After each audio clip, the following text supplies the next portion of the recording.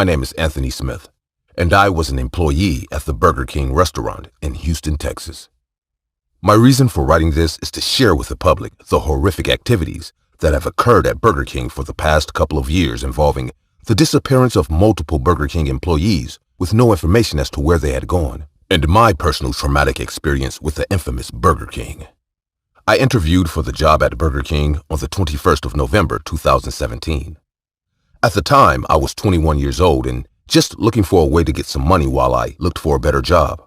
The man who interviewed me was named Donald, and since the job didn't require any past experience or anything like that, it was more him giving me the restaurant's rules and guidelines than actually asking me questions. The rule he emphasized the most was kind of odd to me. He made sure I understood the manager and manager's office were strictly off limits, and any issues I had should be taken up with him, the assistant manager, as the manager was a very private man and did not like to be disturbed. Now, it seemed odd to me that the manager wouldn't want to interact with the employees at all, but it didn't seem like a problem at the time, and I was just glad I had gotten the job. The first few weeks working at Burger King were tiring. I was constantly doing dishes all day, and at night, when I was done with the dishes, I'd have to clean the whole place alone. I wasn't sure if I'd keep the job for much longer, but I did because I needed the money. Eventually, I got used to the routine, and I began bonding with the cooks and a girl named Becky, who always stayed late to lock up. While cooking at night, I couldn't help but always glance at the manager's door and wonder how no one had seen him or if he even cared what went on in the restaurant. One day, while doing the dishes, I decided to ask the cooks if any of them ever met the manager. Hey, this is kind of a weird question, but have any of you ever met the manager? A silence followed before Gerald, the head chef, looked at me and said, "Well, I haven't met him, but I've seen him." The silence remained as Gerald continued with, "It was back when I was still kind of new here. I was working the night shift when I heard his door shut. Obviously, I wanted to know what he looked like, so I stopped and had a look." Gerald paused as if trying to build up the tension. He laughed and continued, "I've told everyone already, he's a pretty normal guy. There's no mystery. There's no secret. Just a man that likes his privacy, so don't go looking for answers where there are no questions, Smith." He patted me on the back and walked away. We were open pretty late that night, but eventually everyone had gone home, and the only one I was left with was Becky. I decided to ask her about the manager as I couldn't believe Gerald's story. "Can I ask you something?" I asked as I cleaned down the last table. "Whatever you want, Smith." She replied, so I continued with, "What do you think about our manager?" I stopped cleaning and looked at her, trying to see if she had any reaction like the cooks. But she didn't seem even slightly bothered by my question. She just looked up at me and said, "You mean the manager that doesn't exist? Honestly, I've never cared enough to ask questions. I just get paid and go home." I responded with, "So you didn't find it even slightly strange? What if it's something illegal?" She laughed and kept looking at her phone. "Yeah, sure, Smith. Maybe Burger King is a drug lab or She was cut off by the sound of a shutting door coming from the back. Nobody else was with us, and the only offices at the back were Donald's and the manager's. "Did you hear that?" I said, wondering who was around this late. Becky didn't seem to care as she just replied, Relax. It's probably just Donald. He stays late sometimes." I was basically done cleaning, so I decided to check it out. I walked out to the back, and no one was there. So I decided it'd be better to just finish up and leave. "I didn't see Donald," I said as I returned to the dining area. "It's cool. I saw who it was." Becky said, still clearly unbothered. "Really? Who was it?" I asked.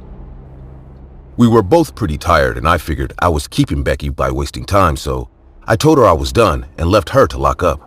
That night in bed, I thought for a while about what both Gerald and Becky said, and decided whoever the manager was, I shouldn't care as long as I did my job and got paid. As I walked to Burger King the next morning, I could see a small crowd forming around the restaurant and a couple of cop cars and police officers trying to disperse the crowd, a lot of which were Burger King employees. I figured someone had broken in and stolen something, but as I got closer, I realized the truth was far more worse than that. My heart fell to my stomach as I saw Becky sided up against the door with her head tilted over. There was a large amount of blood on her head, and some had run down her arms and face. The police questioned all the employees on their whereabouts last night, and eventually it came up that I was the last person to see Becky alive, so I was taken into custody to be questioned. I told the police everything about how Becky and I usually stayed late together every night, and this wasn't a one-time thing. They asked me to think hard, as even the smallest detail could be the answer to this question. And it didn't take that much thinking to remember the only thing I found odd last night. "There was a noise," I said. "A noise?" the officer replied, as that detail seemed to have interested him. "Yeah, a noise. It came from the back," the officer interrupted with, "The back like out back?" "No," I replied. "Not outside. It's where the offices and stores are. At least, that's what I thought. But when I went to check it out, no one was there." I continued with, "Becky said she saw someone, though." The officer's eyes lit up when I said that.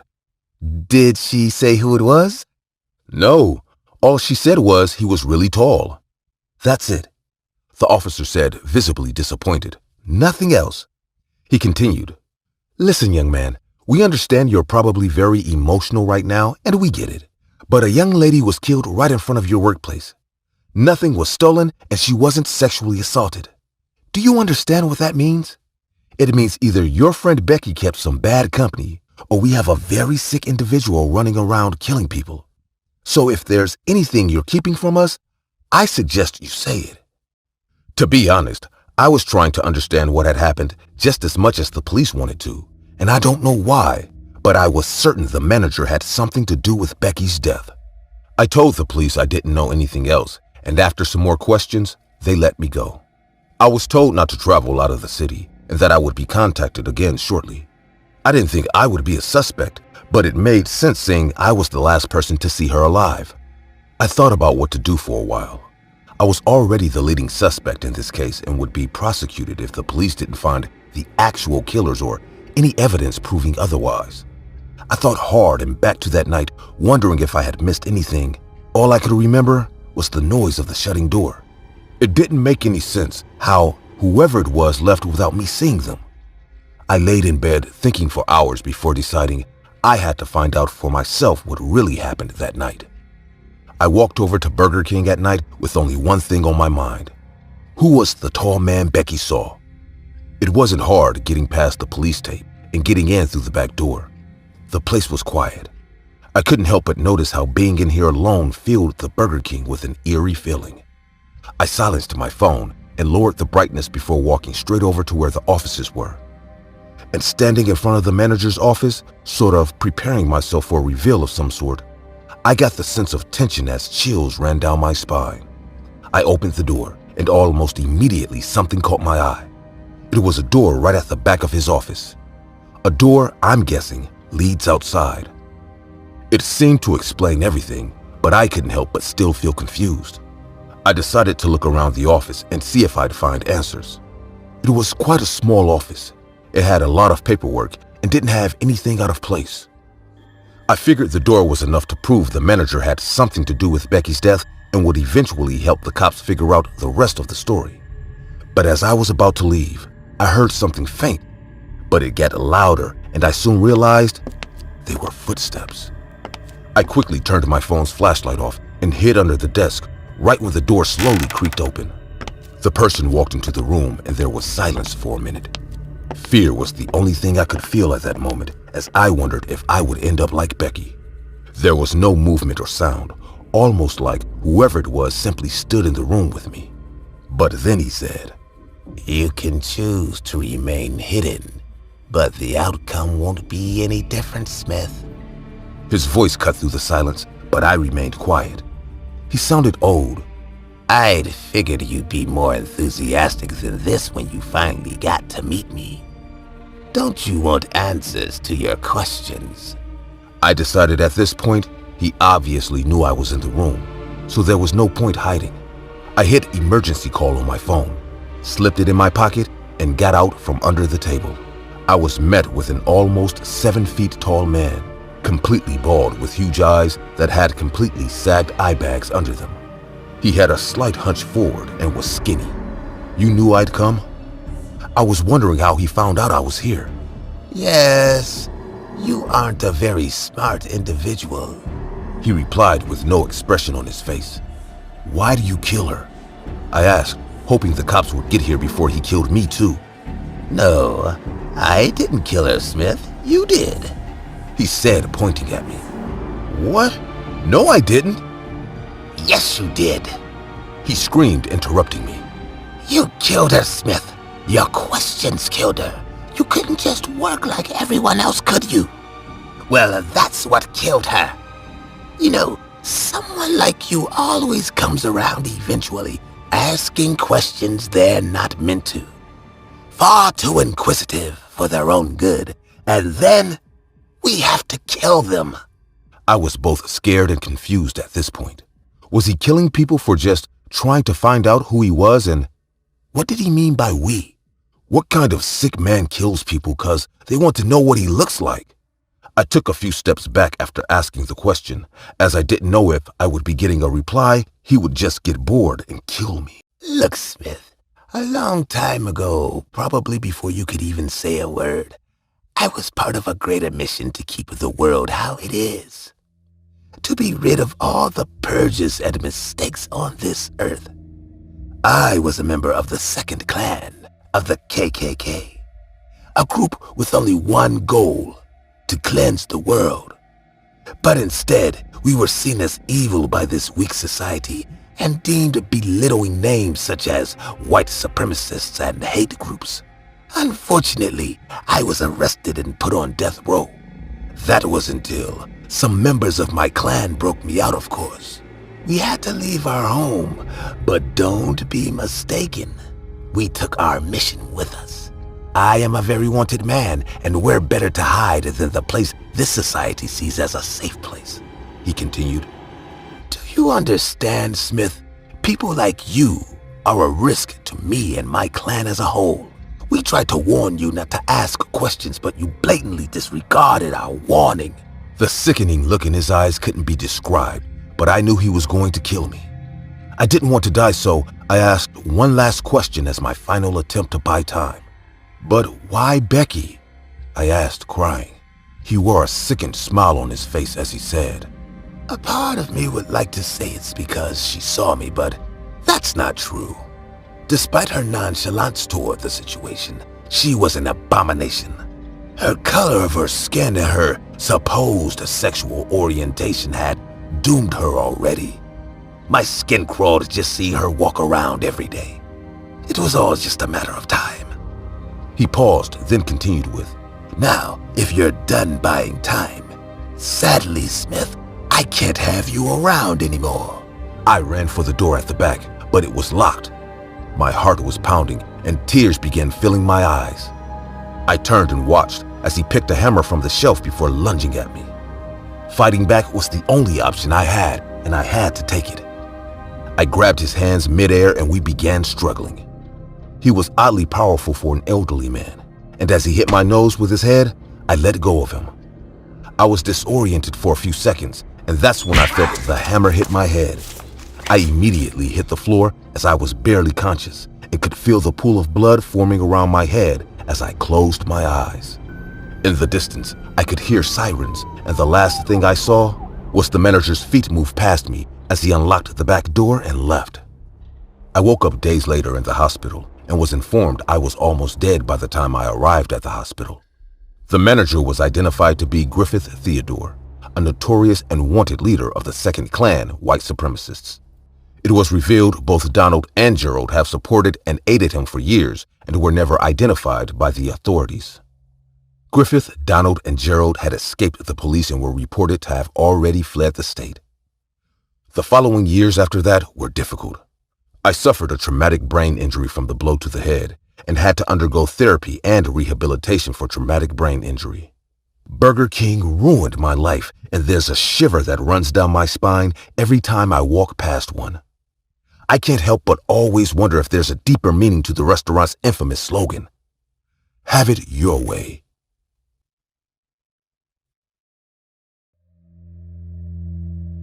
Getting your first job is supposed to be an exciting thing. It means when you're a teenager, you can spend your money on whatever you want.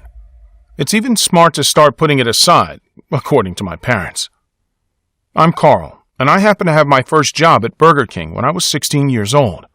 This was back in the times before smartphones came out. I worked the late shift on the weekends and focused on school during the week. I was feeling proud of myself as I had learned the register quickly and was efficient about pushing out orders. Looking back, this may have had to do with the fact that we lived in a small town, and most of the orders were from regulars who ordered the same thing every time. But still, it was an all-around good experience. Being good at your job makes you want to work harder. One day, my manager, Drew, called me into the back office. "Hey, Carl, you're really killing it out there." "Thanks." "Listen, we're hiring a new girl, and we need a way to bring customers in. I'm really pleased to say that I would really like to put her in your hands while I put on the Burger King costume to attract more customers. But that would require you to work earlier in the day for a bit. Can you handle that?" "Of course I can. I'm looking forward to it." It turns out they hired this girl I had a crush on, named Andrea. Since I got my first paycheck, going to work has hit different. But now that I'd be working with my crush and training her, I couldn't wait to go to work. She came in for orientation and I gave her a tour of the place. I showed her around the back, where we keep everything, the manager's office, and the drive-through window. I showed her how to work the headset and smiled at her. "So, how are you feeling about everything?" It's a lot. But once it processes, I'll remember everything. "It's a pretty easy job. Plus, in our small little town, we get the same customers regularly, and they order the same things." That makes it a lot easier. "Yeah, but sadly, we do have some crappy days around here. Just the other day, this lady from out of town came in, and she was trying to order things off the menu that weren't there. Then she yelled at me because what she wanted wasn't on the menu. Like, sorry, lady." Andrea cracked a smile and laughed, and God help me if that didn't make my day.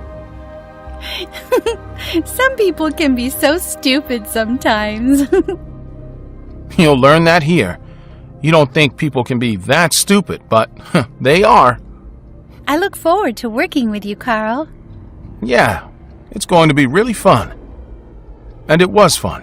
For weeks, we worked together, and though she was a little slower than me, she did a good job. Drew would spend the day outside wearing the Burger King costume, waving at every single person that drove or walked by.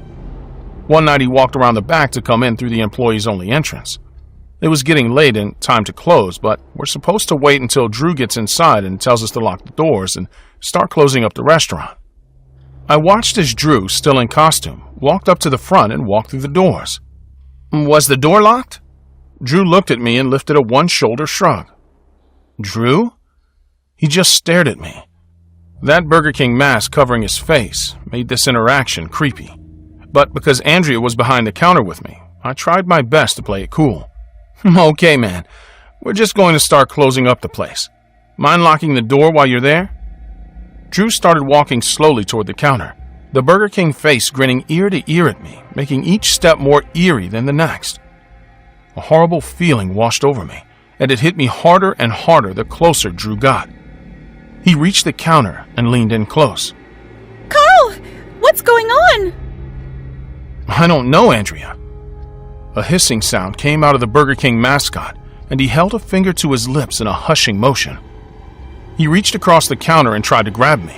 I managed to dodge his grip and took Andrea's hand, and we ran for the back office, locking the door behind us. "We have to call the police," I told her. I'll call them. "I'll keep him out." Right as she picked up the phone, all the lights went out, and the phone line went dead. I could hear her trembling voice from the other side of the room. Carl, I'm scared. "Don't worry, Andrea. We're safe as long as this door is locked." She screamed bloody murder as Drew began banging heavily on the door. "Let me in." Andrea came running into my arms, and I hollered toward the door. "Turn the lights back on." "Come on, Carl. Don't you want to play cat and mouse? Or in this case, employee versus the king?" We heard maniacal laughter on the other side of the door, and the banging persisted. Andrea screamed in terror and clung to me. All this noise in the situation at hand was causing me my own level of stress, and I felt as though I was going to freak out too. But I couldn't. Andrea was counting on me, and like hell I was going to let her down. I had to get my shit together and get us both out safely. The banging stopped and everything went quiet. Andrea went to say something, but I shushed her. The silence was almost more unsettling than all the chaos. But silence meant a possibility. Was Drew still out there? Was it worth opening the door and taking a chance? I had no choice but to find out. Andrea, I'm going to open the door. Are you crazy? He could still be there. Maybe he passed out or he went away. Either way, we've got to do something or be stuck in here until the restaurant manager comes in. I don't like this, Carl. What if you get hurt or killed? If he comes at me, I want you to run out of here and go to the police. Carl, I couldn't leave you behind. You have to, Andrea. If any of us gets out, it's you. I can take care of myself, and I will. Fine. I know you don't like this, but if we sit in here, that means he knows where we're at. Who knows what lengths he'll go to get in here? We have to take our chances. Okay, please be careful. I nodded, and as I felt around the room, looking for the door in the pitch dark, I began to sweat. Panic began to set in, and I wanted nothing more than to crawl into a hole. But then, the sound of Andrea's shaking breath kicked me into gear. Protecting her was the priority.